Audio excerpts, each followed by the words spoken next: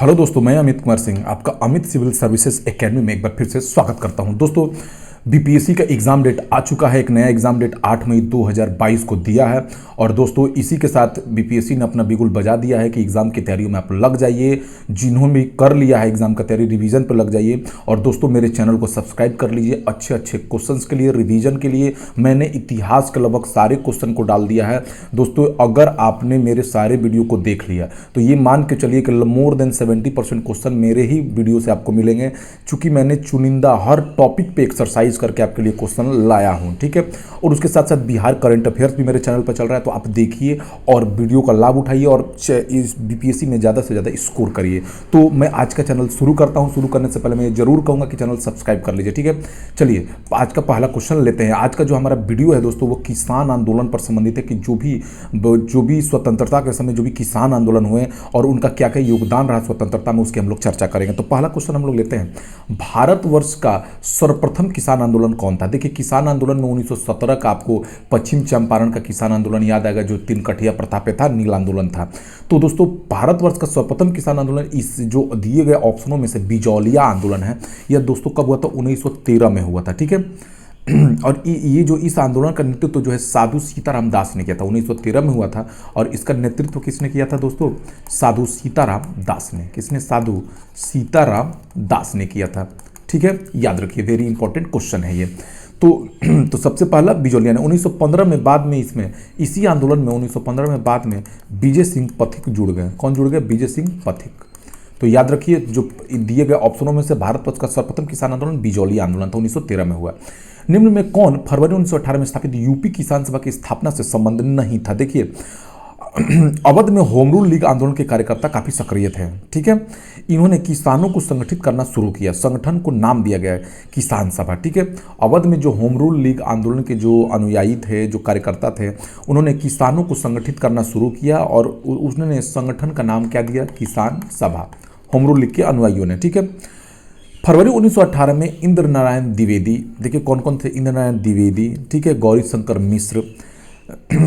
मिश्र, मदन मोहन मालवीय के प्रयासों से यूपी किसान सभा की स्थापना हुई। कौन कौन देखिए थे? इंद्र नारायण द्विवेदी, गौरीशंकर मिश्र और मदन मोहन मालवीय ने मिलकर क्या किया दोस्तों? किसकी सभा? यूपी किसान सभा की क्या की? स्थापना की। तो याद रखना इसको, इसमें जवाहरलाल नेहरू शामिल नहीं थे। ठीक है। कौन से? इंद्र नारायण द्विवेदी, गौरीशंकर मिश्र और मदन मोहन मालवीय। नाई धोबी बंद सामाजिक बॉयकाट का एक स्वरूप था, जो क्या था? देखिए, किसानों द्वारा प्रतापगढ़ जिले में चलाया गया एक आंदोलन था। ठीक है ना। कौन सा? नाई धोबी बंद सामाजिक आंदोलन। ठीक है। ये कब हुआ? 1919 में। ठीक है। आगे चलते हैं। वो प्रदेश कौन था जहां बाबा रामचंद्र ने किसानों को संगठित किया? देखिए, बाबा रामचंद्र ने किसानों को संगठित अवध के क्षेत्र में किया था। ठीक है। कहां पर किया था? अवध के क्षेत्र में।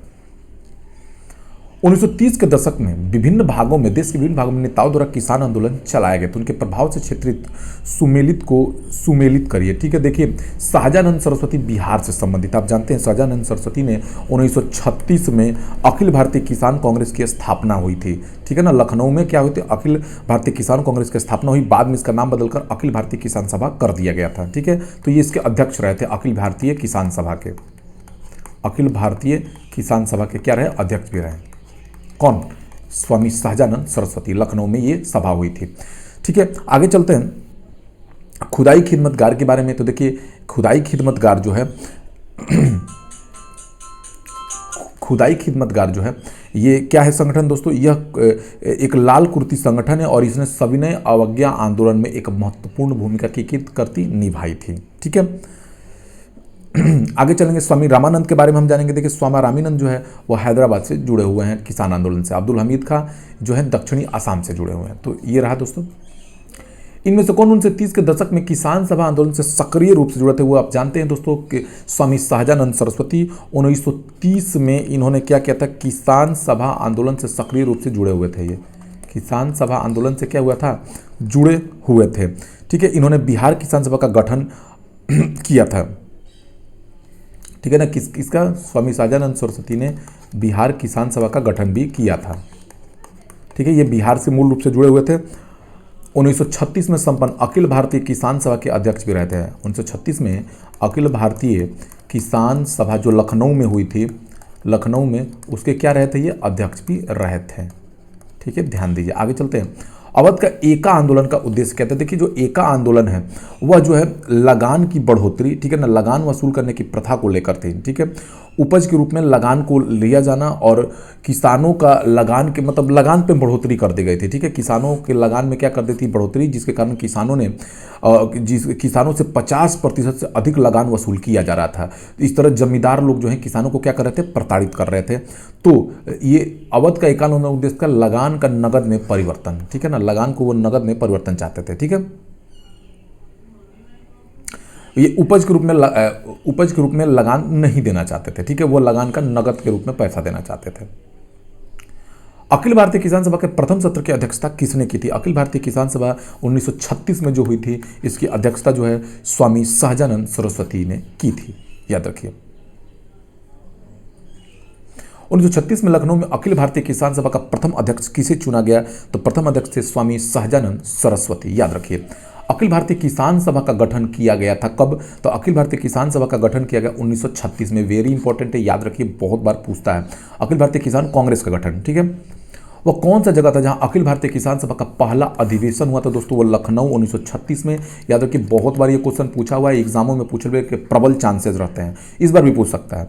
अखिल भारतीय किसान सभा के संस्थापक अध्यक्ष कौन थे? अखिल भारतीय किसान सभा के संस्थापक अध्यक्ष थे स्वामी सहजानंद सरस्वती, जो बिहार से जुड़े हुए थे। इन्होंने बिहार किसान सभा का गठन भी किया था। स्वामी सहजानंद का संबंध था, ये बिहार के किसान आंदोलनों से जुड़े हुए थे, स्वामी सहजानंद सरस्वती। देखिए बहुत बार बीपीएससी में पूछा हुआ है, एकदम पूछेगा, इससे क्वेश्चन बनता ही बनता है।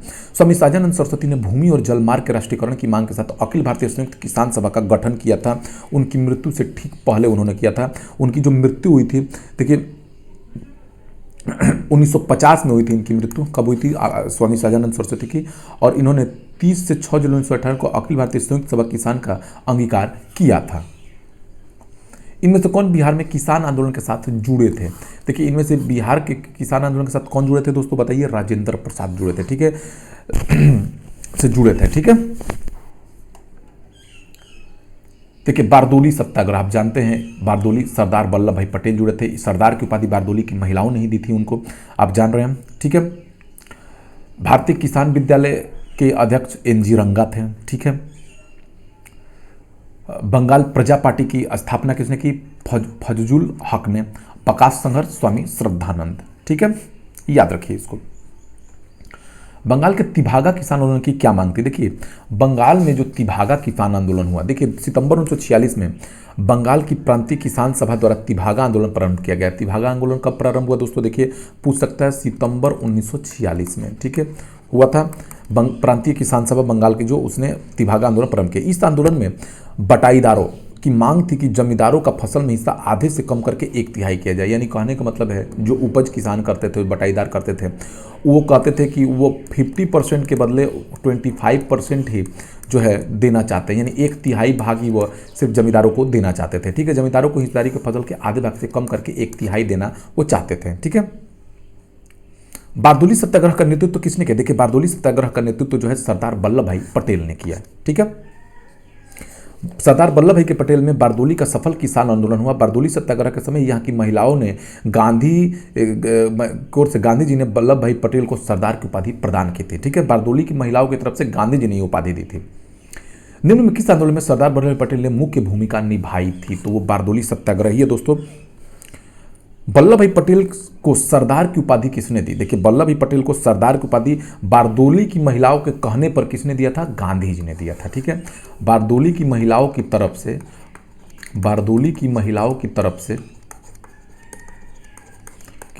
गांधी जी ने इनको दिया था, ठीक है। याद रखिए अगर ऑप्शन में बारदोली की महिलाएं हैं, अब महात्मा गांधी ने, तो बारदोली की महिलाएं ऑप्शन हो जाएगा, ठीक है। महात्मा गांधी ने वल्लभ भाई पटेल को सरदार की उपाधि उनकी बड़ी संगठन क्षमता के कारण किस आंदोलन में दी थी? बारदोली सत्याग्रह में। देखिए वेरी इंपॉर्टेंट है, यहां से क्वेश्चन पूछते हैं।